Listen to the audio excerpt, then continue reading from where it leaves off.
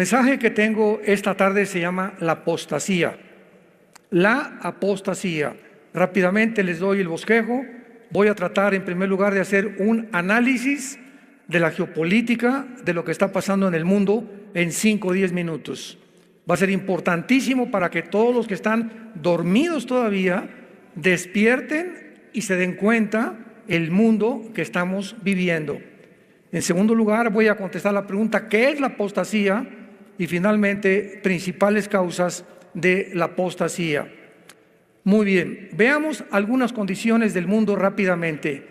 Tuvimos una pandemia del 2020 al 2022-23 aproximadamente, y fue uno de los ensayos más grandes que Satanás ha planeado, ideado, organizado y desarrollado, porque así como cuando vino Cristo, Juan el Bautista era el antecesor y el que le pavimentaría el camino a Cristo, si es verdad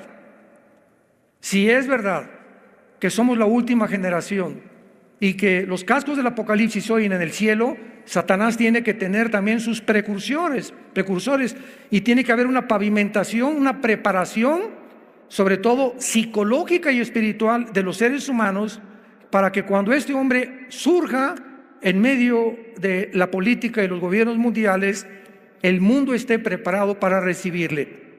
Una de las cosas que eran necesarias para que el anticristo surgiera es la tecnología que estamos viviendo.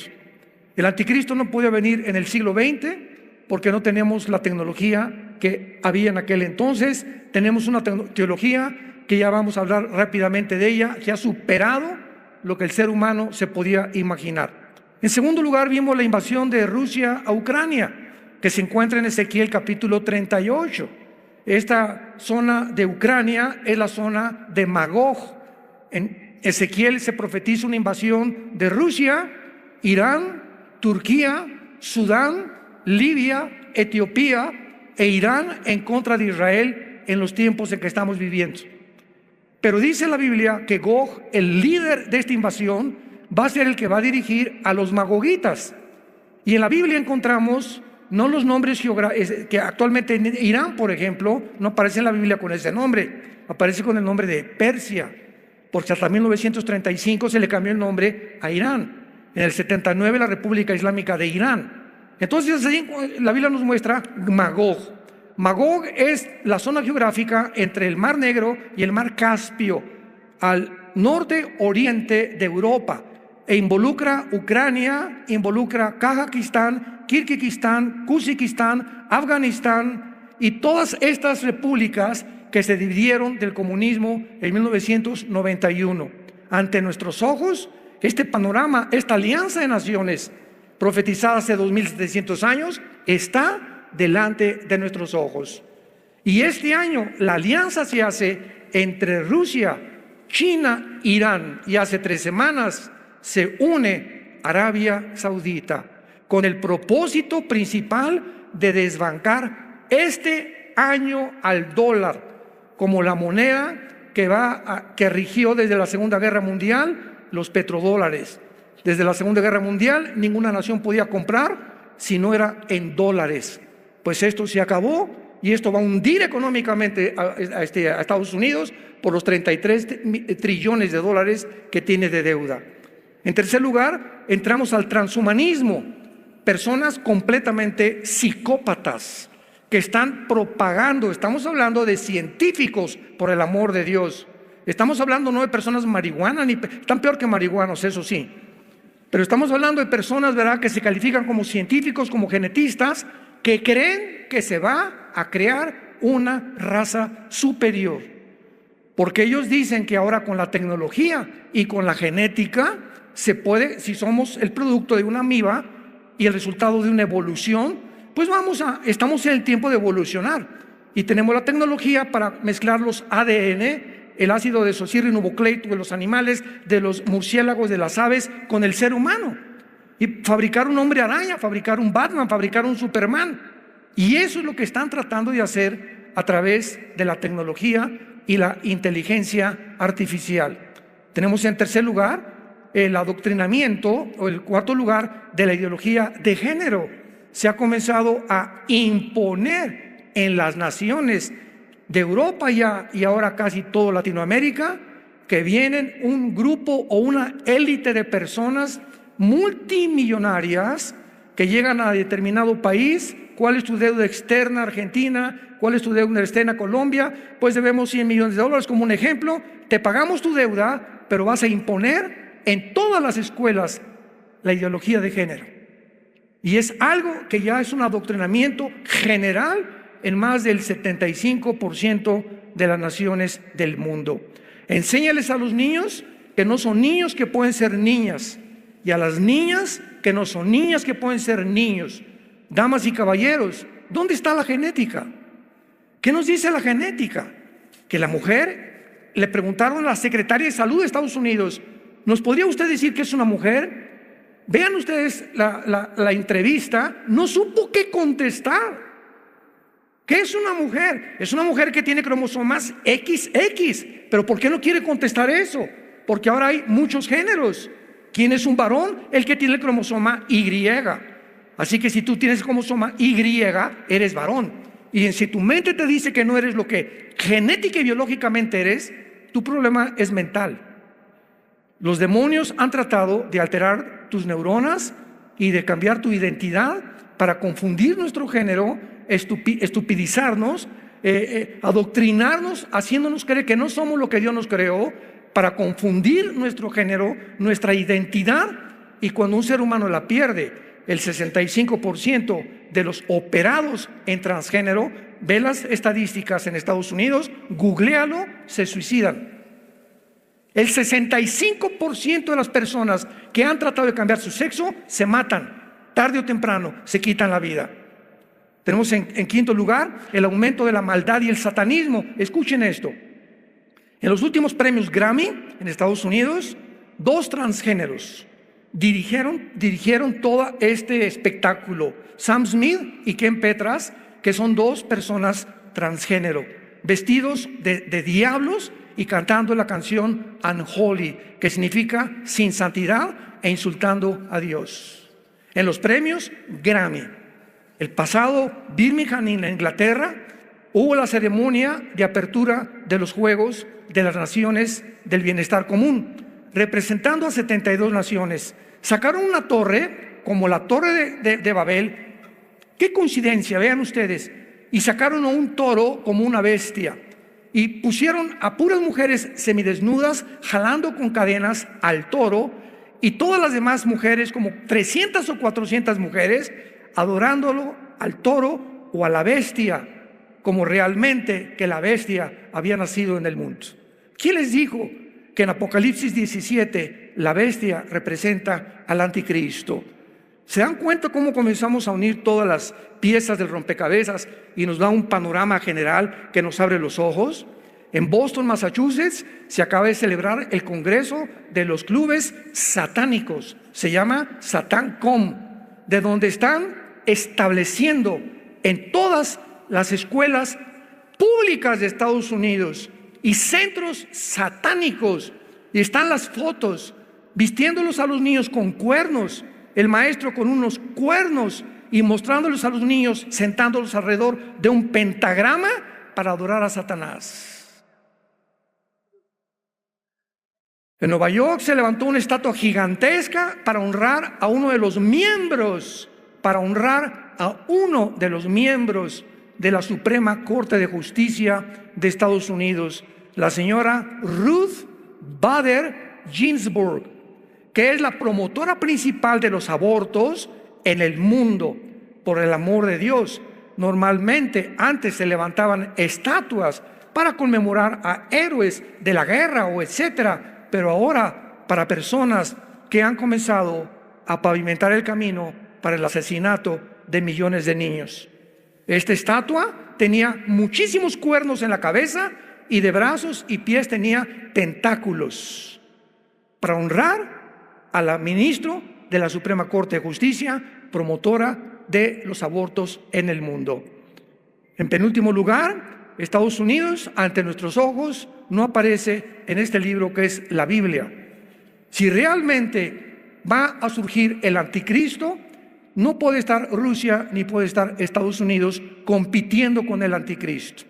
Vemos nosotros claramente que va a ser imposible que ante el debilitamiento económico, moral, nunca un gobierno norteamericano jamás había estado tan depravado, tan degenerado, tan perverso y tan malvado como la actual administración en los Estados Unidos de Norteamérica.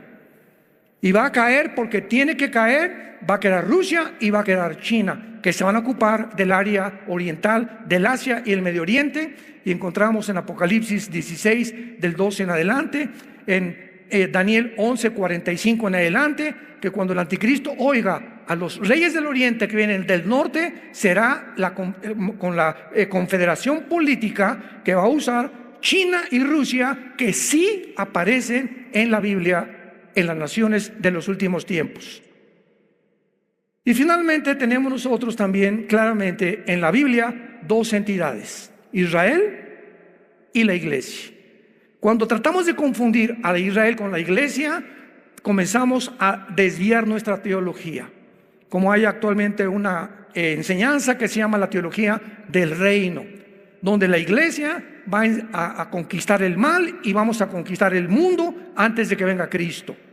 Sin embargo, Israel es el pueblo de Dios el Padre, la iglesia es el pueblo de Dios el Hijo. La iglesia no existía en el Antiguo Testamento. La entidad de la iglesia, que somos el cuerpo de Cristo, bautizados todos por el mismo Espíritu, regenerados por el mismo Espíritu, formando parte del cuerpo de Cristo, no existía en el Antiguo Testamento. El Espíritu Santo no moraba como en la iglesia, en los hombres bajo el Antiguo Testamento. Y esto es importantísimo, ¿verdad? Porque vamos a ver claramente que cuando venimos a la escatología o a las profecías de la Biblia, los tiempos finales hay que diferenciarlos de la iglesia y los tiempos finales de la iglesia. Los tiempos finales de Israel terminan con la segunda venida de Cristo en los 7 años de la tribulación, para cumplir las 70 semanas de la profecía de Daniel 9, 24 al 27. El fin de la iglesia termina con el arrebatamiento. Cuando el arrebatamiento venga, toda la iglesia es sacada, o aquellos que fueron regenerados por el Espíritu Santo, personas arrepentidas que siguieron a Jesús, apasionados por la verdad, que ganaron las almas, que fueron realmente transformados por un poder sobrenatural, son los que van a irse en el arrebatamiento de la iglesia. Y entonces el mundo va a quedar no desamparado. Dios va a levantar 144,000 judíos. Apocalipsis 7, que son los encargados de terminar lo que la iglesia nunca terminó, porque la iglesia terminará en la apostasía. Y es el tema que quiero desarrollar a continuación. Este es un tema que es muy triste, porque es muy importante también entender que aunque sabemos que la iglesia las cosas en el mundo no van a mejorar. Las cosas van a empeorar para el mundo. Para los que seguimos a Jesús, el camino del justo es como la aurora que va en aumento hasta que el día es perfecto. Y cuando el mundo se oscurezca, en nosotros resplandecerá la luz. Esta es la importancia ahorita de traer este libro día y noche en el cuarto, en tu baño, en tu carro, meditarlo o estudiarlo. ¿Por qué? Porque es lo único que nos va a sostener en el mundo que vamos a enfrentar. Antes quiero decirles que la Biblia dice en Mateo 24, 12, que el amor de muchos se va a enfriar. 1 Timoteo 4, 1, el Espíritu dice claramente, sin lugar a dudas, que en los últimos tiempos muchos apostatarán de la fe. 2 Tesalonicenses capítulo 2, 3 y 4, porque quiero decirles, dice Pablo a Tesalónica, que el anticristo no va a aparecer. Antes tiene que venir la apostasía, el hijo de perdición, para que pueda aparecer y hacer su entrada al mundo el anticristo. Ahora, hay dos clases de apóstatas. Qué importante es esto.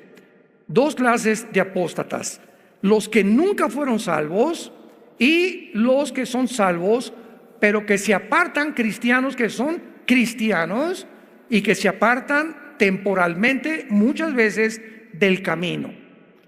Veamos claramente en el Evangelio de Juan, capítulo 6, y vamos a tomar el principal ejemplo, que es Judas Iscariote. Dice Juan 6, versículo 64.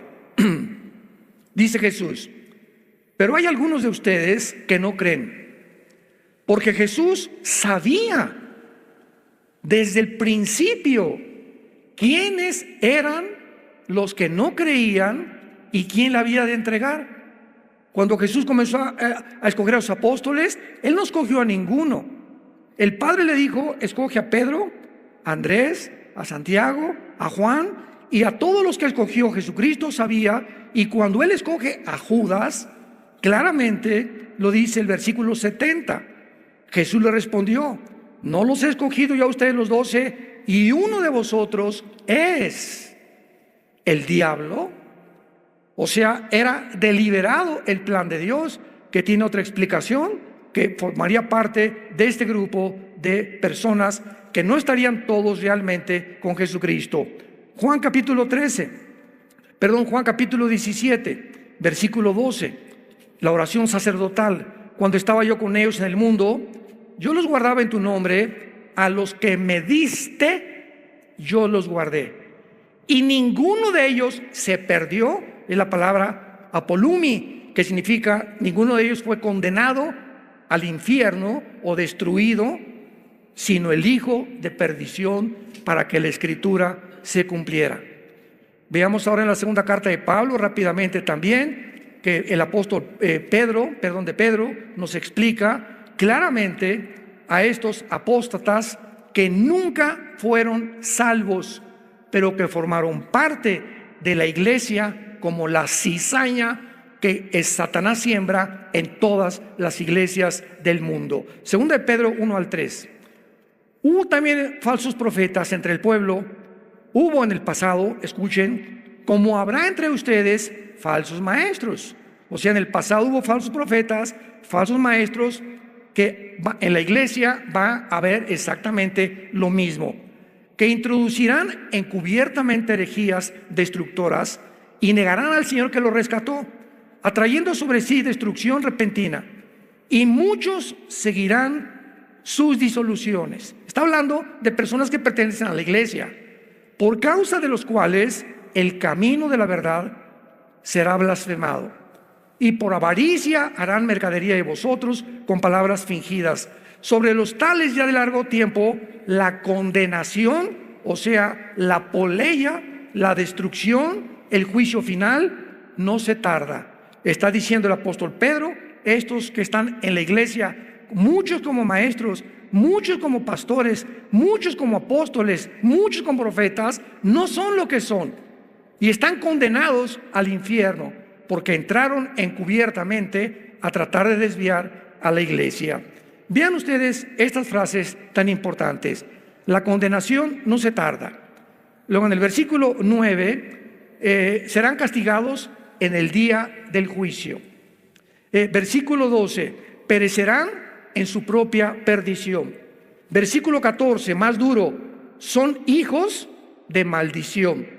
Versículo 19, son esclavos de corrupción, porque el que es vencido por alguno es hecho esclavo del que lo venció. Ciertamente, si habiéndose ellos escapado de las contaminaciones del mundo, por el conocimiento del Señor y Salvador Jesucristo, enredándose otra vez en ellas son vencidos, su postrer estado viene a ser peor que el primero, porque mejor les hubiera sido no haber conocido el camino de la justicia, que después de haberlo conocido, volverse atrás del santo mandamiento que les fue dado. Versículo 22, mucha atención. Les ha acontecido el verdadero proverbio: el perro vuelve a su vómito y la puerca lavada al cieno. Todas estas personas del capítulo 2 de segunda de Pedro eran apóstatas que se habían metido a la iglesia y que nunca fueron salvos. ¿Por qué usa un proverbio de Salomón el apóstol Pedro? Les ha pasado lo que al perro. El perro vomita, y ustedes saben, los que tenemos animales, que vuelve a comerse el vómito. ¿Por qué lo hace? Pues porque es perro. tendría que llegar a ser gato, conejo, para no hacer lo que su naturaleza le implica. Y el puerco, oink, oink, oink, oink, oink, oink, lo sacas del lodo, le echas Chanel, le pones champú y regresa al lodo porque es su naturaleza. ¿Qué está diciendo el apóstol Pedro? Que todas estas personas nunca su naturaleza fue cambiada. Por eso entran, conocen, les gusta la Biblia, van el domingo, etcétera, etcétera, por un tiempo. Viene la pandemia, miles de cristianos ya nunca regresaron. Pastores que tampoco regresaron, iglesias que cerraron. Y comienza Dios a meter la escoba, usándolo para nuestro bien, para comenzar a limpiar la iglesia. Estas personas nunca fueron cristianas. Dice 1 Juan 2:19, salieron de nosotros, pero no eran de nosotros, porque si hubieran sido de nosotros, hubieran permanecido con nosotros, de donde salieron, para que se manifestara que no todos son de nosotros. Y por eso está en debate la famosa doctrina de que si se pierde la salvación o que si no se pierde la salvación. Oye, hermano, pero es que este hermano estuvo 10 años y pues perdió la salvación. No perdió la salvación, nunca fue salvo. Nunca tuvieron la regeneración del Espíritu Santo. Lo vamos a ver más adelante. Vayamos al libro de Judas antes de Apocalipsis, para que no se vayan a Génesis. Dice Judas, versículo 4, porque algunos hombres han entrado, toda la carta de Judas es para prevenir de los que entran a la iglesia, que se dicen cristianos, pero son los apóstatas que nunca fueron salvos. Muchos han entrado encubiertamente, los que desde antes habían sido destinados para esta condenación, hombres impíos que convierten el libertinaje la gracia de nuestro Dios y niegan a Dios, el único soberano, y a nuestro Señor Jesucristo. Ahí me han dicho, oiga hermano, pero usted predica la gracia y que no se pierde la salvación. Bueno, pues digo, como no se pierde la salvación, voy a hacer lo que me da la gana. Eso es tomar como libertinaje la gracia de Dios, porque Gálatas capítulo 5 dice, a libertad fuimos llamados con la única condición que no usemos esta libertad como ocasión para la carne. Entonces, si tú dices, como no pierdo la salvación, me voy a portar mal, no eres cristiano. Porque el que es cristiano realmente se humilla delante de Dios. Señor, ya la regué, regresé al alcohol, pero como soy cristiano, Dios al que ama, disciplina, Hebreos 12. Y Dios azota a los que son verdaderamente cristianos. Dios no deja a un cristiano que se aleja 6 meses. Muchos, en mi familia yo tengo personas que caminaron con nosotros, se convirtieron con nosotros y muchos se alejaron por X razones, pero regresaron y de la oreja, porque Dios los regresa al corral y métase otra vez al corral. ¿Por qué? Porque eran salvos. Pero si tienes ya mucho tiempo que te has alejado y no te ha pasado nada y sigues divirtiéndote, la dolce vita y por aquí y por allá, no es verdad que nunca fuiste salvo. Nunca hubo un arrepentimiento profundo en tu vida. Nunca hubo un deseo de leer las palabras. Nunca sentiste la dependencia de vivir en la palabra de Dios. Ahora veamos los que son salvos, pero que se apartan temporalmente del camino. Vean qué clara es la Biblia. Dice la Biblia en 1 Corintios, veamos un primer ejemplo, capítulo 5, de un muchacho, 1 Corintios 5, que vivía en fornicación. Parece que era su suegra, el chulis. Y Pablo se entera de que hay un muchacho en la iglesia donde los líderes no lo están disciplinando, ni lo han sacado de la iglesia, ni le han leído la cartilla y le han dicho, si sigues así, te vas de la iglesia. Entonces Pablo les manda una carta a estos líderes y él, teniendo conocimiento de este caso, les dice el versículo 5, el tal se ha entregado a Satanás. Escuchen, para destrucción de la carne, a fin de que el espíritu sea salvo en el día del Señor Jesús.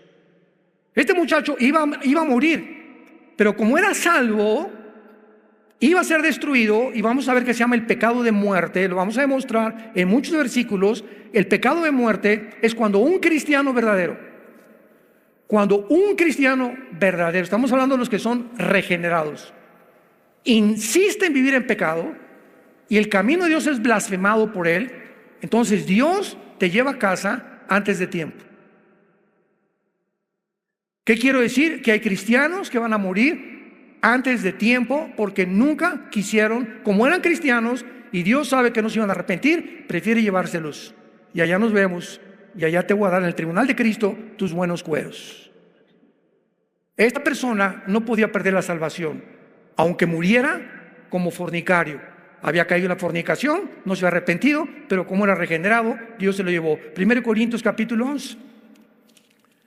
En la cena del Señor, los corintios la convirtieron en un bacanal y comenzaron a tomar el pan y la copa, el vino, como si fuera un juego, como si fuera una posada o como si fuera una fiesta.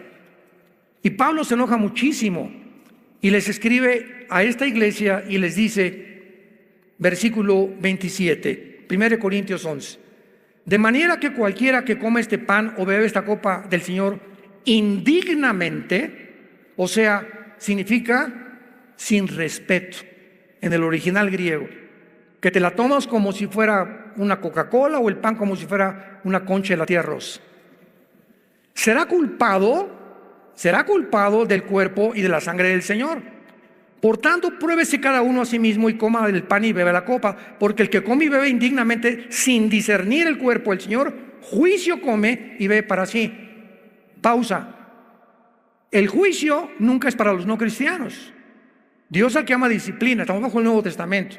Entonces, si Dios va a juzgar a alguien, es porque es cristiano, porque el juicio comienza, 1 Pedro 3, en la casa de Dios.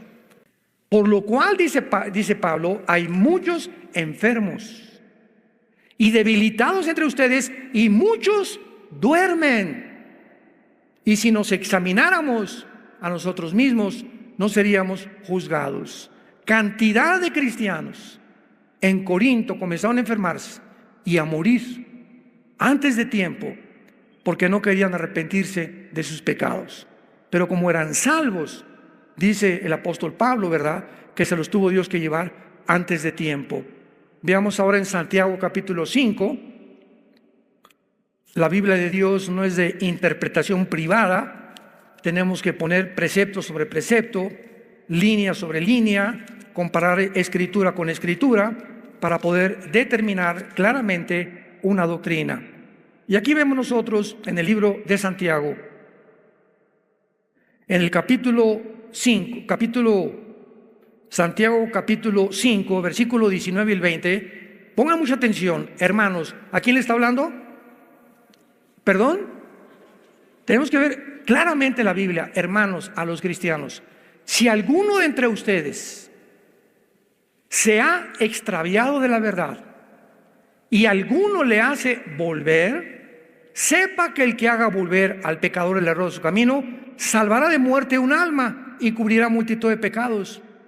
¿Qué significa salvará de muerte un alma?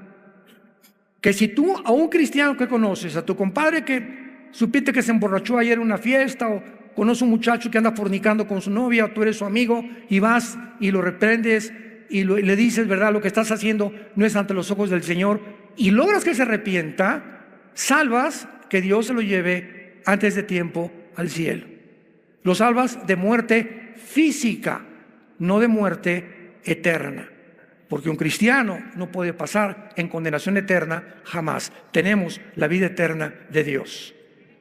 Y finalmente el apóstol Juan es el que sella todas estas enseñanzas en su primera carta de Juan capítulo 5, versículo 16.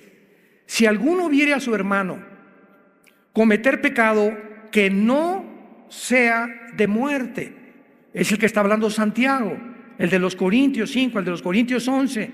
Si tú ves que algún cristiano comete pecado que no sea de muerte, Dios le dará vida. Esto es para los que cometen pecado que no sea de muerte. Hay pecado de muerte por el cual yo no pido que se pida.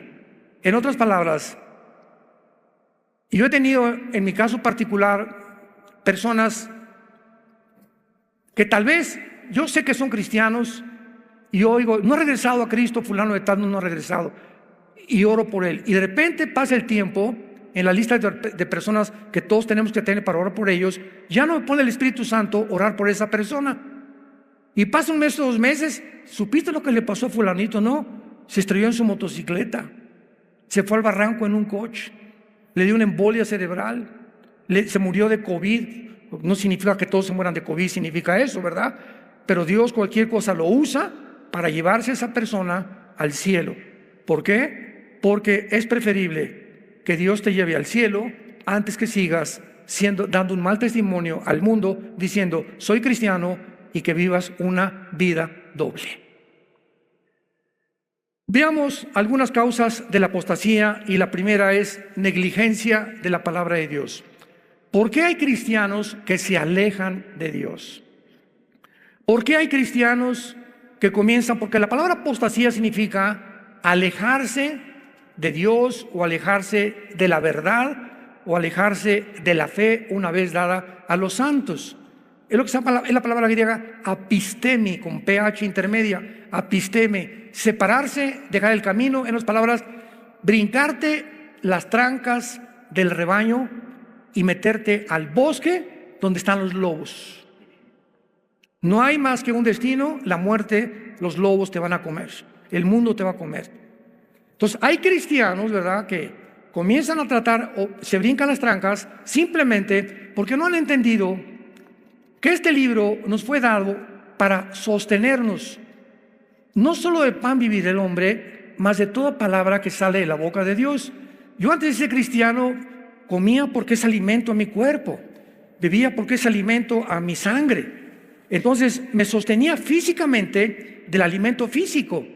Pero ahora que soy cristiano, nunca me imaginé, porque la Biblia me revela que somos espíritu. Espíritu, sí, aparte de tu alma tienes un espíritu. Y ese espíritu necesita alimento. Y es la parte más importante de tu vida. Y el único alimento que hay para nuestro espíritu es la palabra de Dios. Entonces, si tú dejas de alimentarte con esto, ¿qué pasa? Te comienza a marchitar. Comienzas a tener ideas que no tenías antes. Comienzas a ver mujeres que no deberías de ver. Comienzas a ceder a las tentaciones de tu novio que te está acariciando y se pasa con las caricias y no le das una bofetada y le tumba los dientes. Comienzas a hacer cosas con tus amigos, con tus compadres, a ir a fiestas que no deberías ir, a discos que no deberías ir. ¿Y por qué? Porque no tienes la fuerza. Viene una tentación y caes en adulterio o caes en fornicación. ¿Por qué? Porque no has entendido que no tenemos fuerzas inherentes de nosotros para sostenernos. Somos demasiado débiles. Han hablado los conferencistas de esta situación. Dice la Biblia, Salmo 1, bienaventurado el varón que no anduvo en consejo de malos, ni en silla de pecadores se ha sentado, sino que será como un árbol plantado junto a corrientes de agua. Hagan de cuenta que esta bocina es donde yo voy a estar plantado.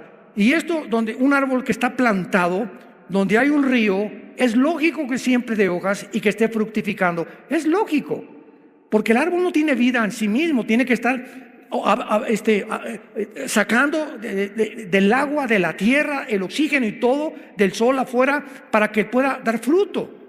Entonces nosotros tenemos que estar plantados en la Biblia.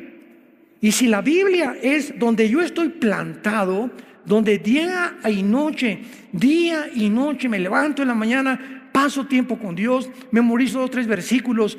Señor, examíname, Padre, le dije mal a mi esposa, hazme más sensible al pecado. Antes de acostarme, vuelvo otra vez. Hay una promesa que le dice Dios a Josué: si tú haces esto, Josué, que de día y de noche.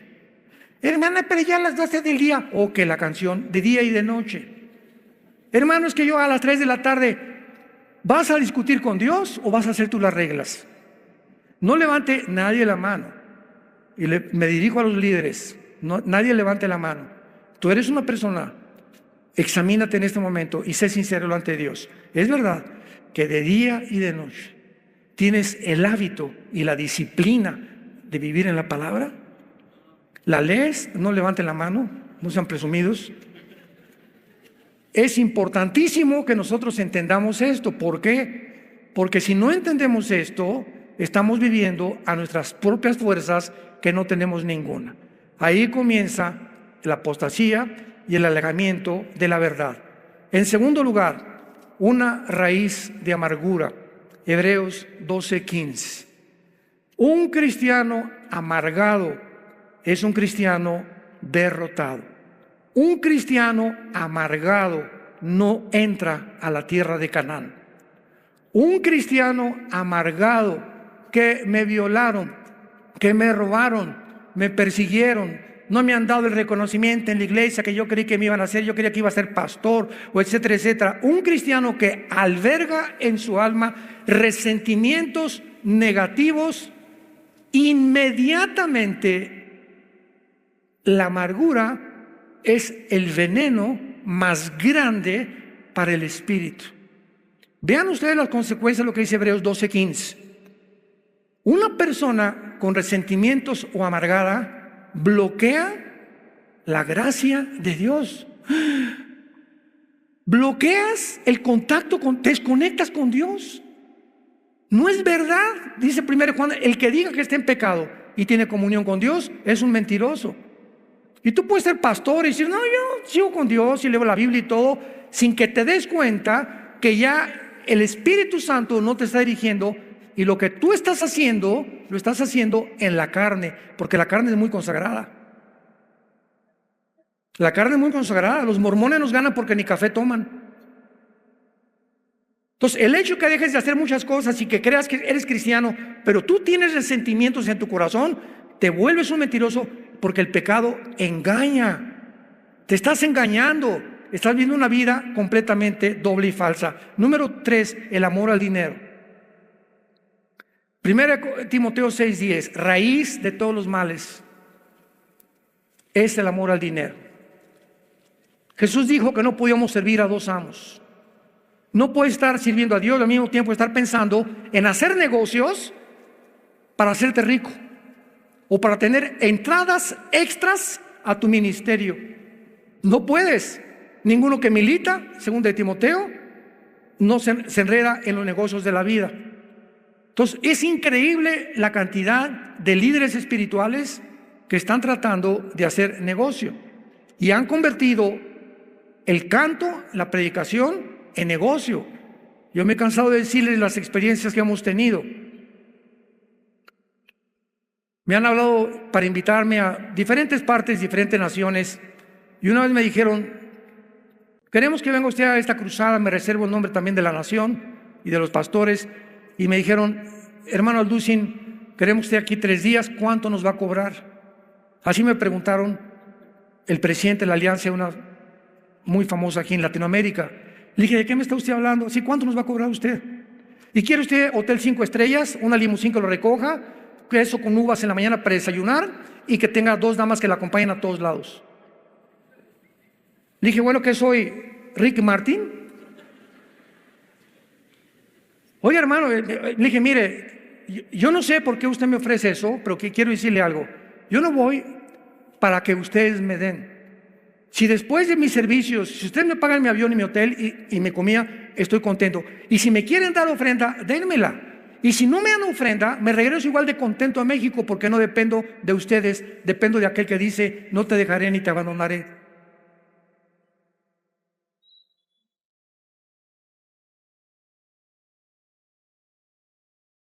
¿De quién estamos dependiendo? Dios nos va a probar, ¿eh? ¿De quién estamos dependiendo? ¿A quién miras para tu sustento? ¿A quién estamos mirando para nuestro sustento? ¿A los hombres? ¿Lo que nos pueden dar? Si te corren del trabajo, ¿crees que Él es el proveedor, el que te contrató para el trabajo? ¿O tus convicciones delante de Dios? El amor al dinero. En cuarto lugar, no tener temor de Dios. ¿Qué es el temor de Dios? La conciencia continua que Dios nos observa las 24 horas del día.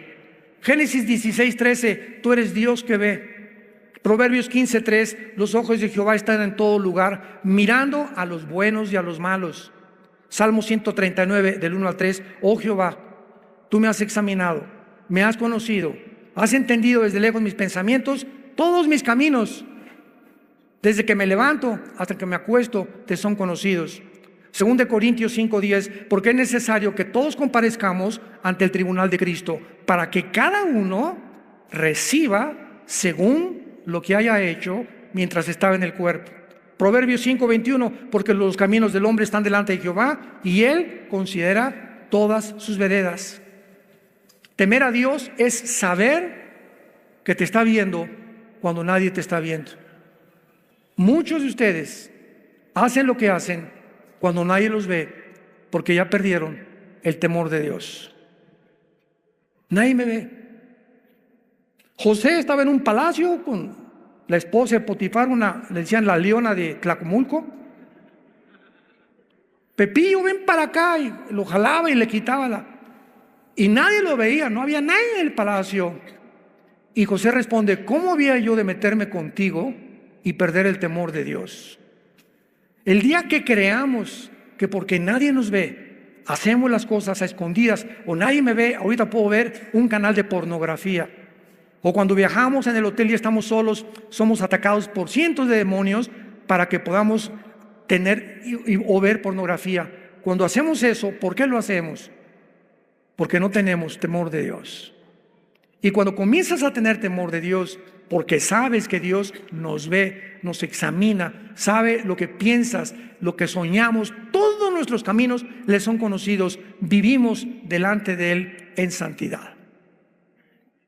Cuando se pierde el temor de Dios, se pierde todo absolutamente en la vida. Y finalmente, la apostasía viene en hombres sin carácter, que no tienen una vida disciplinada para estudiar la Biblia. Un pastor debe pasar 5, 6, 7 horas diarias,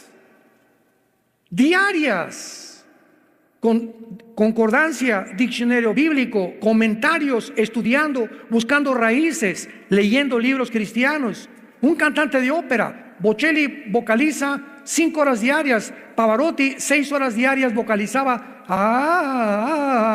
Renata Callis, María Callas, los cantantes de ópera, todos. Un karateca, cinta negra, tiene que practicar 4 o 5 horas diarias, pianistas, cantantes. Y nosotros que servimos a Dios, creemos que estamos en cualquier cosa cuando estamos atacados en un mundo espiritual. ¿Qué alimento le puedes dar a tu familia, a tu iglesia, cuando no tienes tiempo para Dios? Y tus sermones ya son los de hace 3 o 4 años, que te los fusilaste no sé de quién. ¿Por qué? Porque no tienes el tiempo para Dios. Personas sin amor por las ovejas, profesionales del ministerio. ¿Cuántos pastores están simplemente por el sueldo y no por el amor a la obra de Dios? Y Dios nos prueba los motivos por los cuales estamos sirviendo a Dios. Sin amor por la esposa y la familia. Les decía en la comida ahorita a los pastores, entramos a muchas iglesias y la esposa por allá, el pastor por acá y las ovejas. Oye, yo ni siquiera sabía que estaban casados. Nunca los ven de la mano, nunca los ven juntos, nunca los ven caminar, nunca ven que el pastor pellizque de vez en cuando a la esposa, que se dan besitos de vez en cuando. No se puede vivir una vida sin amor por la esposa, sin tenerla como reina, sin saber que es importantísimo que el matrimonio es 2 juntos persiguiendo el mismo objetivo. Nada de que yo soy espiritual y mi esposa se quedó. Pues te vas a esperar a que levantes a tu esposo, porque tú no puedes caminar solo sin tu esposo, y te vas a tener que esperar, ministrarla a ella o arreglar algún asunto, alguna raíz de amargura que tenga contra ti, porque es importantísimo que los 2 caminemos juntos. Y finalmente, ¿verdad? Con amor a la popularidad.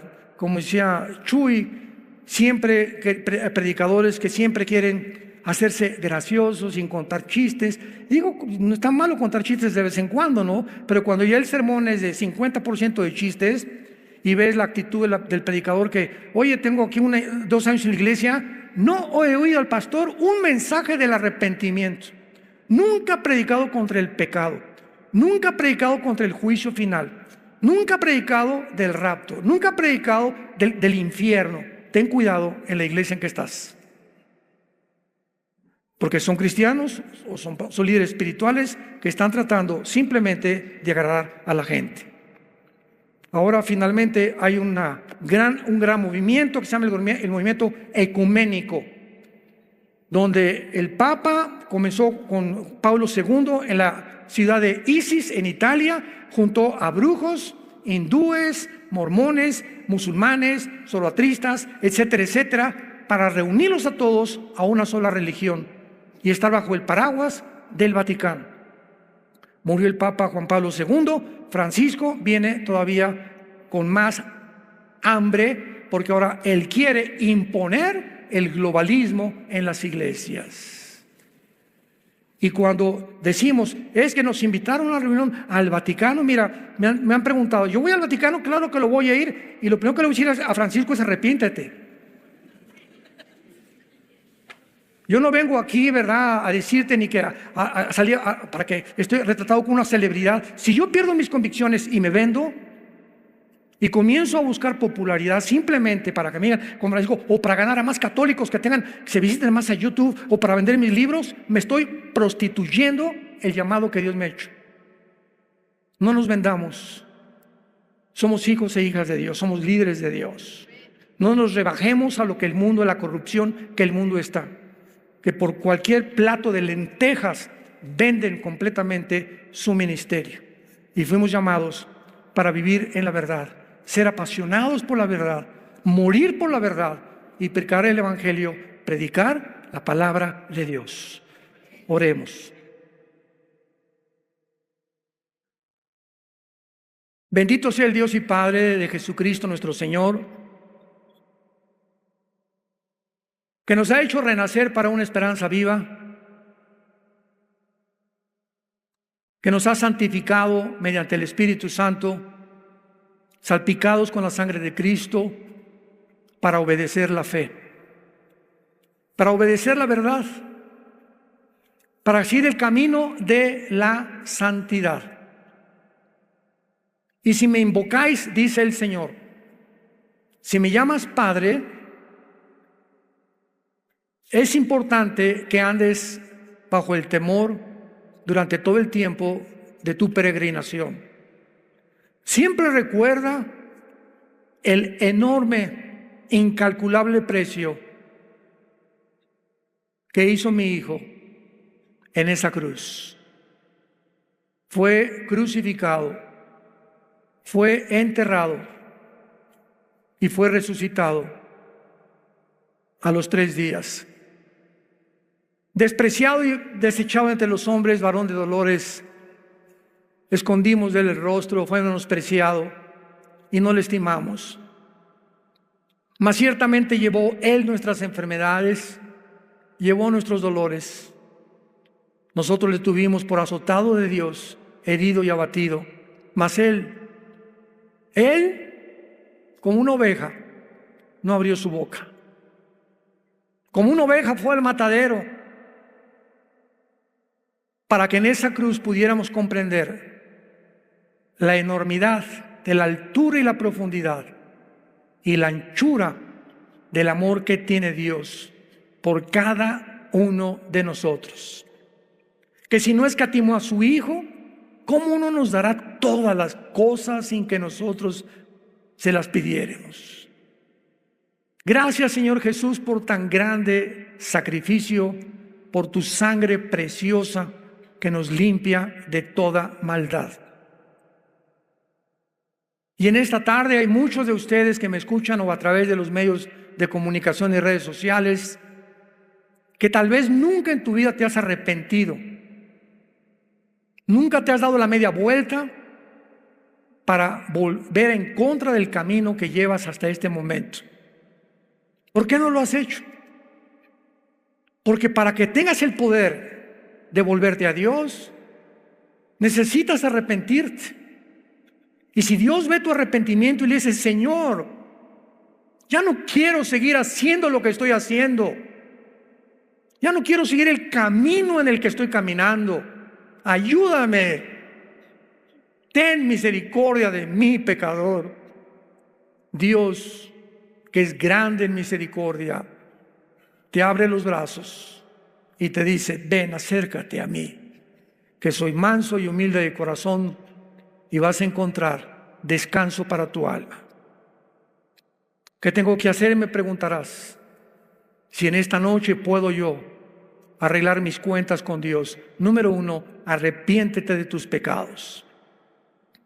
Cree que en esa cruz Cristo pagó por ti con su sangre preciosa, y que a los 3 días resucitó de entre los muertos. Y dile estas palabras, con todo tu corazón. Señor mío y Dios mío, perdóname. Lávame con tu sangre preciosa de mis maldades, porque creo pagaste por ellas en la cruz. Y como creo que resucitaste, Señor Jesús, te pido en este instante que entres a mi vida. Te recibo como mi Señor, como mi Salvador de mi alma. Y viviré tranquilo de aquí en adelante por saber que el día que yo muera, de cualquier cosa que tú me llames, moriré en paz. Porque tus ángeles me estarán esperando al pie de mi cama para reunirme contigo por toda la eternidad. En el nombre de Jesús. Amén. Gracias a Dios por su palabra. Los cielos y la tierra pasarán, pero mis palabras nunca pasarán.